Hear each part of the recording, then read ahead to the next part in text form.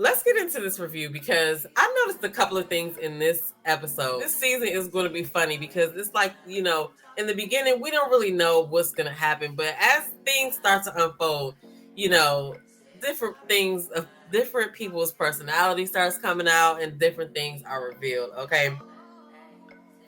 I feel like a lot of these situations where they're having conversation are this season had to be awkward, especially in the beginning. I mean, we don't know what's going to happen further into the episode, but for me, I feel like everybody, well, not everybody, but a lot of people are awkward. You can even tell just by the things that they're asking. Like, if you were in a real life date, would you be asking some of these things? Now, it could be that these are just the questions that we got to see. It doesn't mean that other questions weren't asked, but it's looking a little shallow right now, especially with some of the dudes. Okay, I don't know. That whole first date thing or first group outing with the two new girls. I was like, you got these girls sitting here, you got these women sitting here, and y'all not even really having conversation. But you know what? They probably wasn't used to being on a group date like that with a lot of other men. So I gotta give them that. So we're not gonna hit them too hard on that. But I just think that, they aren't talking about anything. Maybe it's just me. So Natasha and Little Dre went home last week. And so they started out this episode with a group brunch. Now, I noticed that Blake was still salty at this group brunch, and Z was definitely still salty. Blake was less, well, I'm not going to say he was less salty, but he wasn't going around asking people who put him in the bottom as Z did. And it's not going to end well. Some of the dudes even told her, like, we're not going to sit here and throw out names of who said what. Like, basically, you got to just take that L. You know what I mean? But then I caught Blake talking shit when they introduced the two new girls. Dre must have been the first one to go over there because Blake was sitting beside somebody and he was like, look at Dre, always got to be the first one to jump up. Like, he was sitting in the corner hating Blake. That's not a good look, buddy. The mics are hot, okay? Like, that's not a good look. Let him do him. Y'all are there to meet people. Just because you sat there and did not go over there, don't get mad at Dre, okay? With his little thing, you know what I mean? Anyway, okay, so 4 new people were added. Tommy came with his curveball. So there's a man named Fabrice. He's like 44. The other guy's name is Mark Anthony. Then you have Jonique, and then you have Cynthia. Okay, so I like Cynthia already. I like Jonique too. They just kind of came in and had their own personalities and was ready to go. Like, I don't even think their names were mentioned in the bottom when we get to the end. I think they just kind of, made good impressions on the men when they just jumping out the box. Now, I know that I talked about Andre's little, doodad dingleberry in the front. It's a no for me for Andre. I don't know what Andre's deal is, but I don't know. I don't know, but then I kind of felt like him and Jeffrey had a little connection, and I kind of felt like their quirkiness was on par with each other's. But after this episode, I'm like, girl, get to know everybody, okay? Because we don't know what Andre going to be doing. So Mercedes was talking to Blake at the brunch, and she told him that she thinks that he's misunderstood by the other women. So we're going to have to see if Blake's real personality comes out, because she's the only one that said that so far. So the men have the power this week, and they have to send the lady home. And so Corvaya and Mark Anthony, who's one of the new guys, they go out on a solo date, and they're talking. Or they must have stepped away at the brunch. It wasn't a solo date. They stepped away at the brunch to talk, and she kind of was like, I really want to be in love, but I just can't love anybody, and a lot of it has to do with finances. Now, I really want to know if she said that in one sentence like that, or if they cut that and put it together. Okay, I'm not going to do this the whole video, but I just really want to know that they do that, because it looked like it did give off gold digger vibes. You know what I'm saying?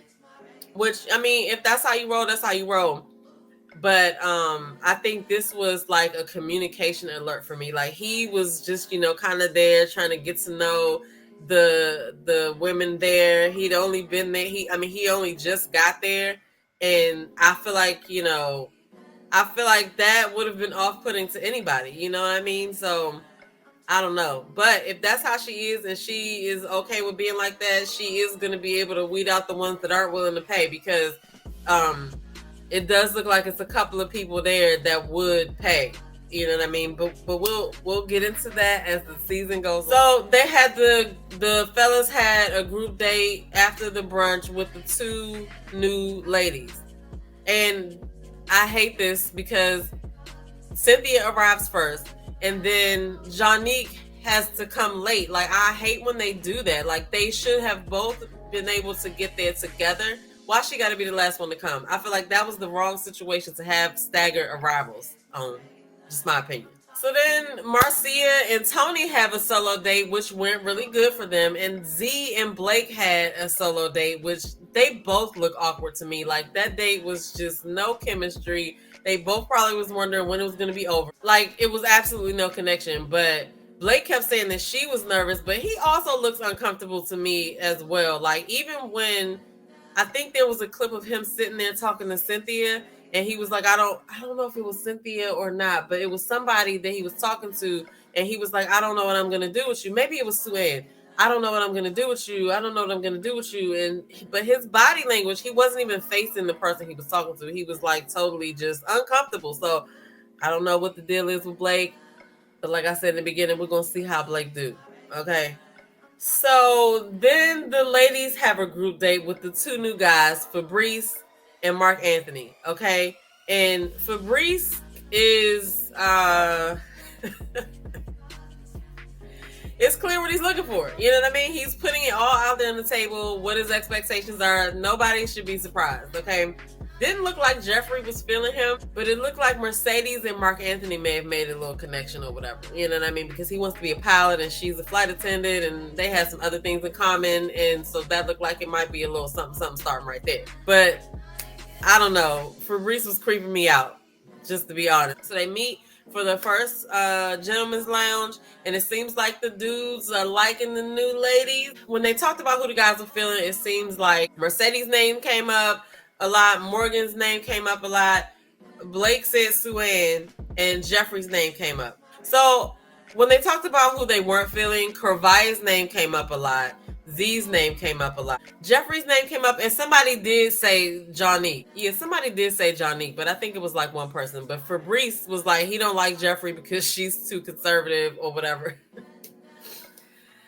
That man, it's no telling what he's looking for. Okay, I will be surprised who he ends up with. So I just can't wait for this season to play out, because we got some interesting personalities. But in the Gentleman's Lounge, Tommy threw another curveball. He created, for the first time in Ready to Love history, a second chance lifeline. However, they can only use it once, and they have to all it has to be unanimous for them to use it. So they don't even know these girls like that. So I don't expect them to be using it anytime soon, but it's probably going to be a big to-do when they do use it, because I can just see that happening already. So the men all decide, who the two women are that they're going to tell that one's still ready to love and one is not. So it ends up being Kervia and Z. And so they send Z out with Blake again, and then they send Kervia out with Lyndon, right? Two obvious choices that neither one of them want. So Kervia gets to stay. But in that conversation, she says something like, if you can't afford me, just say that. Like, I'm getting the impression she really don't care if people think she's a gold digger. Needs you to be okay in the finances, okay? Free with your finances, all right? I'm not mad at her, but we're going to see. It's either going to be, I'm just going to make this prediction right now just based off of that, because she really probably ain't looking for looks. She's probably holding the finance over that. That's what I'm getting. So she probably either going to go with Fabrice or DeMario. I think DeMario would fit that thing too. So let's see, because she was giving Fabrice the side eye. I didn't think she liked Fabrice, but when we're talking about finances, we're gonna see who she ends up with. Okay, so obviously Z goes home, and after another awkward date with Blake, like, I could just feel the awkwardness through the screen. Like, I was just awkward for both of them. So she goes home. My message to Z is that you probably dodged a lot of drama that's about to ensue. Okay, girl? Go ahead and take it. sparkle on. And I like the little song that she sang at the end. Just, keep doing you. I don't know what's going to happen this season. You already know, but I'm guessing that you just kind of dodged a little bullet. Okay. I don't know. We'll see. But that's all I have for this episode. I thought that, people's communication was off. They weren't really saying much. I don't know. I don't know if production is telling them, ask this, ask that, ask this, say this. I don't know. But it just wasn't any, great conversation for me. Like when you think about people that are getting to know each other and trying to date, like you're asking all of the interesting questions, about people. You want to know. Like you're not asking, do you like light skin or dark skin? Do you like ugly? Like what was that? I don't know. Anyway, we'll see what happens in the next episode. I'll be back next week with another video. Get in the comments below. Let me know what you thought. Let me know what you think I missed. Those were just the things that stood out to me, okay? But I'm still here for Ready to Love. All right, I'm still here for it. I'm your girl, Bydamitajo, and I'll see y'all in the next video. Peace.